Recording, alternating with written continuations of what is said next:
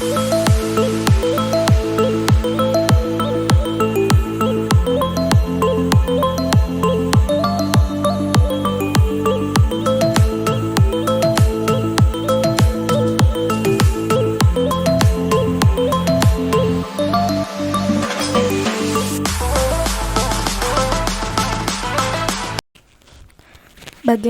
Anda nanti akan mentransfer dan menerapkan pengetahuan yang Anda dapatkan di program guru penggerak ini di sekolah atau lingkungan asal Anda?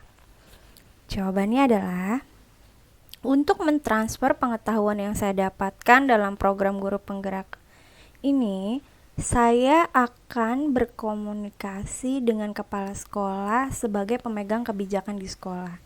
Dan saya juga akan melakukan pengimbasan atau diseminasi kepada rekan sejawat tentang praktik baik pengambilan keputusan sebagai pemimpin pembelajaran, serta budaya positif, praktik coaching, dan juga pembelajaran berdiferensiasi, serta pembelajaran sosial dan emosional.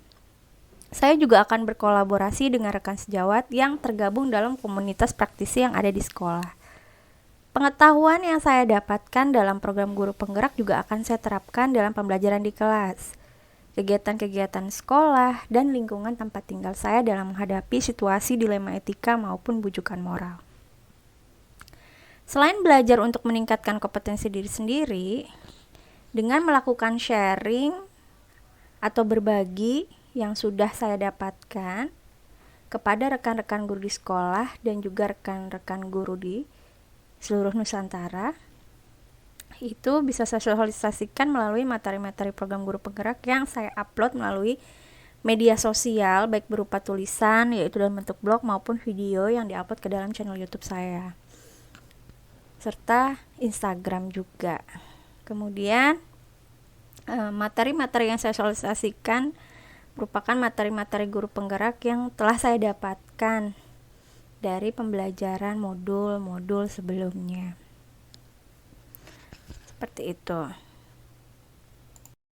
Pertanyaan kedua, langkah-langkah awal yang akan saya lakukan untuk memulai mengambil keputusan berdasarkan pemimpin pembelajaran, antara lain yaitu sebagai seorang pemimpin pembelajaran di sekolah dalam rangka mewujudkan merdeka belajar dengan pembelajaran yang berpihak kepada murid, tentunya suatu waktu kita akan dihadapkan pada situasi dilema untuk mengambil sebuah putusan yang terbaik dan menguntungkan semua pihak.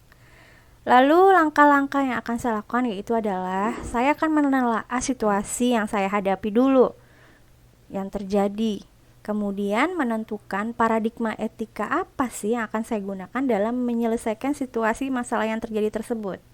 Apakah individu lawan masyarakat, apakah kebenaran lawan kesetiaan, apakah keadilan lawan kasihan, ataukah jangka pendek melawan jangka panjang. Nah, setelah saya menelaah situasi tersebut, kemudian saya menentukan paradigma. Saya akan memilih prinsip yang akan saya gunakan dalam pengambilan keputusan tersebut. Apakah prinsip berpikir berbasis hasil akhir atau end-based thinking, ataukah berpikir berbasis peraturan atau role-based thinking, ataukah berpikir berbasis rasa peduli yaitu care-based thinking. Nah, setelah itu, kemudian tahap terakhir yaitu adalah setelah kita menentukan paradigma dan prinsip, maka yang terakhir adalah dilema apa nih yang terjadi, dilema etika yang dipilih, yaitu biasanya dilakukan sebuah pengambilan dan pengujian keputusan yang diterapkan dalam langkah 9 langkah pengambilan dan pengujian keputusan.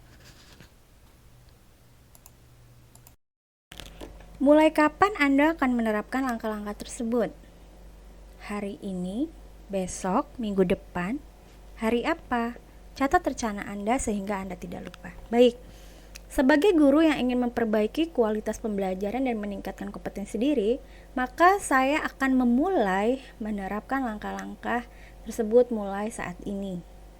Saya juga akan konsisten melaksanakannya mulai saat ini, besok, minggu depan, bulan depan, tahun depan, dan sampai saya mahir dan terbiasa melakukan pengambilan keputusan berdasarkan 4 paradigma dilema etika, 3 prinsip penyelesaian dilema, serta 9 langkah pengambilan dan pengujian keputusan.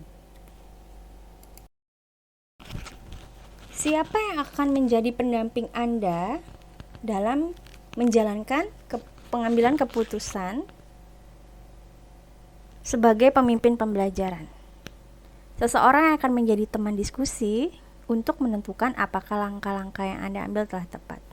Baik, dalam melakukan pengambilan keputusan sebagai pemimpin pembelajaran, tidak hanya saya lakukan sendiri atau tidak hanya kita lakukan sendiri saja, tapi tentu perlu kolaborasi serta masukan-masukan atau ide atau saran pendapat-pendapat dari rekan-rekan kerja yang lainnya. Dengan cara kita bisa ajak mereka berdiskusi dan berbagi sehingga kita mengetahui apakah keputusan yang telah kita ambil ini sudah sesuai dan tepat atau sudah efektif. Nah, teman atau diskusi serta atau pendamping dalam lingkungan kerja dalam menjalankan keputusan sebagai pemimpin pembelajaran yaitu adalah mereka rekan-rekan kerja kita di sekolah. Baik itu tendik, kepala sekolah, orang tua siswa, siswa kita, komite sekolah, atau bahkan pengawas sekolah. Atau juga bisa keluarga saya di rumah untuk meminta saran, petunjuk, atau arahan kepada seluruh pemegang kebijakan. Dan saya juga akan berkoordinasi dan berkolaborasi dengan rekan kerja yang lain juga dalam menghadapi situasi dilema. Rekan sejawat juga akan saya libatkan dalam berbagai macam diskusi untuk bertukar pikiran ketika menghadapi situasi atau masalah. Karena saya yakin rekan kerja sejawat itu memiliki pengalaman dalam menyelesaikan masalah yang berbeda-beda. Di mana rekan-rekan kerja sejawat saya juga ada yang senior, ada yang udah sepuh, jadi mereka tentunya lebih banyak memiliki pengalaman hidup yang lebih banyak.